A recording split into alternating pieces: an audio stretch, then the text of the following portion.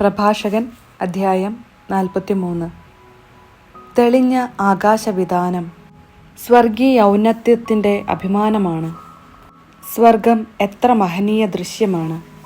അത്യുന്നതൻ്റെ സൃഷ്ടി എത്ര വിസ്മയാവഹമാണെന്ന് ഉദിച്ചുയരുന്ന സൂര്യൻ പ്രഘോഷിക്കുന്നു. മധ്യാഹ്നത്തിൽ അത് ഭൂമിയെ വരട്ടുന്നു. അതിൻ്റെ അത്യുഗ്രമായ ചൂട് സഹിക്കാൻ ആർക്ക് കഴിയും? ചൂള ജ്വലിപ്പിക്കുന്നവൻ എരിയുന്ന ചൂടിൽ ജോലി ചെയ്യുന്നു. സൂര്യനാകട്ടെ അതിൻ്റെ 3 ഇരട്ടി ചൂടിലാണ് പർവ്വതങ്ങളെ ദഹിപ്പിക്കുന്നത്.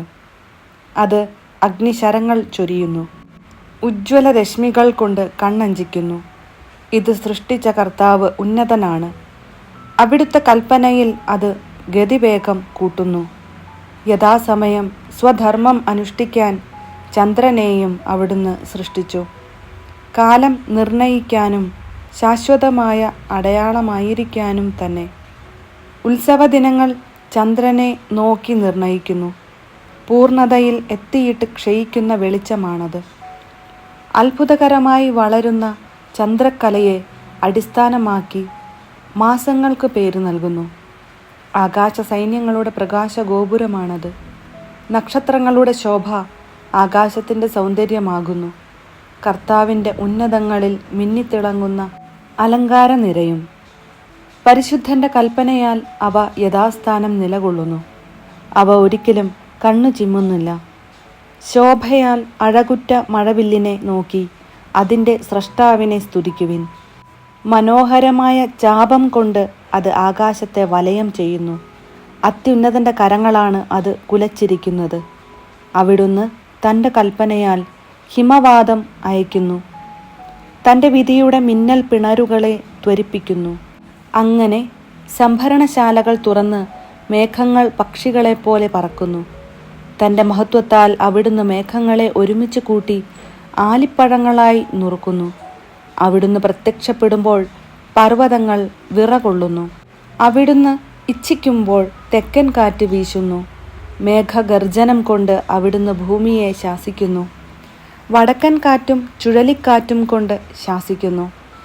പറന്നിറങ്ങുന്ന പക്ഷികളെപ്പോലെ അവിടുന്ന് മഞ്ഞ് വിതറുന്നു. വെട്ടുകിളിപ്പറ്റം പോലെ അത് ഇറങ്ങി വരുന്നു. അതിൻ്റെ വെണ്മ കണ്ണഞ്ചിക്കുന്നതാണ്. അത് വീഴുന്നത് കണ്ട് മനസ്സ് വിസ്മയഭരിതമാകുന്നു. അവിടുന്ന് ഭൂമിയിൽ ഉപ്പുപോലെ തുഷാരം വിതറുന്നു. ഉറയുമ്പോൾ അത് കൂർത്ത മുള്ളുപോലെയാകുന്നു. തണുത്ത വടക്കൻ കാറ്റു വീശി ജലോപരിതലം മഞ്ഞുകട്ടയാകുന്നു. ജലാശയങ്ങളുടെ മുകളിൽ അത് പൊങ്ങിക്കിടക്കുകയും ജലം അതിനെ പടച്ചട്ട പോലെ അണിയുകയും ചെയ്യുന്നു. പർവ്വതങ്ങൾ ചൂടുകൊണ്ട് ദഹിക്കുകയും മരുഭൂമി വരളുകയും സസ്യങ്ങൾ അഗ്നി കൊണ്ടെന്ന പോലെ വാടിക്കരിയുകയും ചെയ്യുന്നു. എന്നാൽ മൂടൽ മഞ്ഞ് എല്ലാറ്റിനെയും അതിവേഗം സുഖപ്പെടുത്തുന്നു. മഞ്ഞ് പ്രത്യക്ഷമാകുമ്പോൾ ചൂട് ശമിച്ച് ഉന്മേഷമുണ്ടാകുന്നു. അത്യഘാതത്തെ നിശ്ചലമാക്കി അതിൽ ദ്വീപുകൾ പ്രതിഷ്ഠിച്ചത് അവിടുത്തെ നിശ്ചയമാണ്. സമുദ്രസഞ്ചാരികൾ അതിലെ അപകടങ്ങളെപ്പറ്റി സംസാരിക്കുന്നു. നാം അതുകേട്ട് വിസ്മയിക്കുന്നു. അസാധാരണവും അത്ഭുതകരവുമായ സൃഷ്ടികൾ അതിലുണ്ട്. എല്ലാത്തരം ജീവജാലങ്ങളും അതികായങ്ങളായ സമുദ്രസത്വങ്ങളും അതിലുണ്ട്. സ്വന്തം ശക്തിയാൽ അവിടുന്ന് ലക്ഷ്യം പ്രാപിക്കുന്നു. അവിടുത്തെ വചനത്താൽ എല്ലാം നിശ്ചിത മാർഗത്തിൽ ചരിക്കുന്നു. എത്ര പറഞ്ഞാലും മുഴുവനാവുകയില്ല. എല്ലാറ്റിൻ്റെയും സാരമിതാണ്: അവിടുന്നാണ് സർവവും. അവിടുത്തെ പ്രകീർത്തിക്കാൻ എവിടെ നിന്നാണ് നമുക്ക് ശക്തി ലഭിക്കുക? എല്ലാ സൃഷ്ടികളെയും കാൾ അവിടുന്ന് ഉന്നതമാണ്. കർത്താവ് ഭയവും ഭക്തിയും ജനിപ്പിക്കുന്നു. അവിടുന്ന് അത്യുന്നതനും അവിടുത്തെ ശക്തി അത്ഭുതകരവുമാണ്. എല്ലാ കഴിവും ഉപയോഗിച്ച് കർത്താവിനെ സ്തുതിക്കുവിൻ. അവിടുന്ന് അതിനും ഉപരിയാണ്. സർവശക്തിയോടും കൂടെ അവിടുത്തെ പുകഴ്ത്തുവിൻ. തളർന്നു പോകരുത്. എത്ര പുകഴ്ത്തിയാലും പരിധിയിൽ എത്തുകയില്ല. ആര് അവിടുത്തെ കണ്ടിട്ടുണ്ട്? ആർക്ക് അവിടുത്തെ വർണ്ണിക്കാൻ കഴിയും? ആർക്ക് അവിടുത്തെ വേണ്ട വിധം പുകഴ്ത്താൻ കഴിയും? ഇവയേക്കാൾ മഹത്തായ നിരവധി കാര്യങ്ങൾ നമുക്കജ്ഞാതമായി വർത്തിക്കുന്നു. അവിടുത്തെ ഏതാനും സൃഷ്ടികൾ മാത്രമേ നാം ദർശിച്ചിട്ടുള്ളൂ. എല്ലാം സൃഷ്ടിച്ചത് കർത്താവാണ്. തൻ്റെ ഭക്തർക്ക് അവിടുന്ന് ജ്ഞാനം പ്രദാനം ചെയ്യുന്നു. പ്രഭാഷകൻ അധ്യായം 44. പിതാക്കന്മാരുടെ മഹത്വം. നമുക്കിപ്പോൾ മഹത്തുക്കളെയും നമ്മുടെ പൂർവ്വപിതാക്കന്മാരെയും തലമുറക്രമത്തിൽ പ്രകീർത്തിക്കാം. കർത്താവ് ആദിമുതൽ തന്നെ തൻ്റെ പ്രതാപവും മഹത്വവും അവർക്ക് ഓഹരിയായി നൽകി. രാജാക്കന്മാരും കീർത്തിയുറ്റ ബലശാലികളും ജ്ഞാനത്താൽ ഉപദേശം നൽകിയവരും പ്രവാചകന്മാരും അവരുടെ ഇടയിൽ ഉണ്ടായിരുന്നു.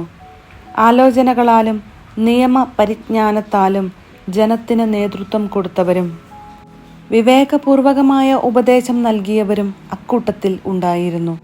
ചിലർ സംഗീതജ്ഞന്മാരും കവികളും ആയിരുന്നു. വിഭവ സമൃദ്ധിയുള്ളവരും സ്വവസതികളിൽ സമാധാനപൂർവം വസിച്ചവരുമാണ് ചിലർ. ഇവർ തങ്ങളുടെ തലമുറകളിൽ ബഹുമാനിതരും കാലത്തിൻ്റെ മഹിമയും ആയിരുന്നു. ജനങ്ങൾ പ്രകീർത്തിച്ച പ്രസിദ്ധരാണ് ചിലർ. സ്മരണ അവശേഷിപ്പിക്കാതെ മാഞ്ഞുപോയവരുമുണ്ട്. ജീവിക്കുകയോ ജനിക്കുക പോലുമോ ചെയ്തില്ലെന്ന് തോന്നുമാറ് അവർ മൺമറഞ്ഞു. അവരുടെ മക്കളും അങ്ങനെ തന്നെ. എന്നാൽ അവർ കാരുണ്യമുള്ളവരായിരുന്നു. അവരുടെ സത്പ്രവൃത്തികൾ വിസ്മരിക്കപ്പെട്ടിട്ടില്ല. അവരുടെ ഐശ്വര്യം അവരുടെ പിൻഗാമികളിലും അവരുടെ അവകാശം മക്കളുടെ മക്കളിലും നിലനിൽക്കും. അവരുടെ സന്തതികൾ ഉടമ്പടികൾ പാലിക്കും. അവരുടെ മക്കളും അവയ്ക്കു വേണ്ടി നിലകൊള്ളും. അവരുടെ ഭാവി തലമുറകൾ എന്നേക്കും നിലനിൽക്കും. അവരുടെ പ്രതാപം മാഞ്ഞു പോവുകയില്ല. അവർ സമാധാനത്തിൽ സംസ്കരിക്കപ്പെട്ടു. അവരുടെ പേര് തലമുറകൾ തോറും നിലനിൽക്കും. അവരുടെ വിജ്ഞാനം ജനതകൾ പ്രഘോഷിക്കും. സമൂഹം അവരെ പ്രകീർത്തിക്കുകയും ചെയ്യും. ഹെനോക്ക്. നോഹ. ഹെനോക്ക് കർത്താവിനെ പ്രീതിപ്പെടുത്തി. അവൻ ഉന്നതത്തിലേക്ക് സംവഹിക്കപ്പെട്ടു. എല്ലാ തലമുറകൾക്കും അവൻ അനുതാപത്തിൻ്റെ മാതൃകയാണ്. നോഹ തികഞ്ഞ നീതിമാനായിരുന്നു. വിനാശത്തിൻ്റെ നാളിൽ ഒഴിവാക്കപ്പെട്ട മുളയായിരുന്നു അവൻ. അങ്ങനെ ജലപ്രളയത്തിനു ശേഷം ഭൂമിയിൽ ഒരു ഭാഗം നിലനിന്നു. മർത്യകുലം ജലപ്രളയത്താൽ നശിപ്പിക്കപ്പെടുകയില്ലെന്ന നിത്യമായ ഉടമ്പടി അവനുമായി ചെയ്യപ്പെട്ടു. അബ്രാഹം, ഇസഹാക്ക്, യാക്കോബ്. അനേക ജനതകളുടെ പൂർവ്വപിതാവായിരുന്നു അബ്രാഹം.